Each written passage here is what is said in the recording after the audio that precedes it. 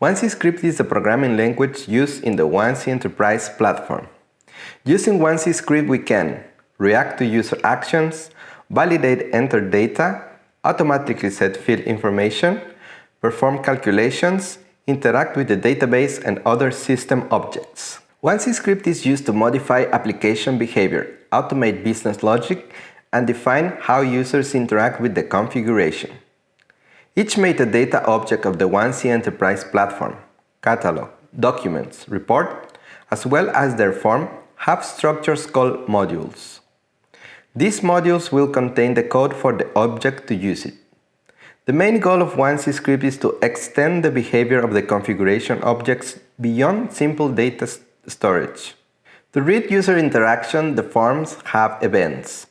These events are used to trigger OneC Script functions or procedure in the modules.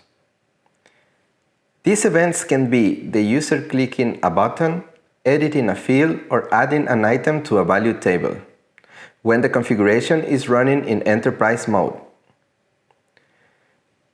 In other words, OneC Script is what turns a configuration into a working application.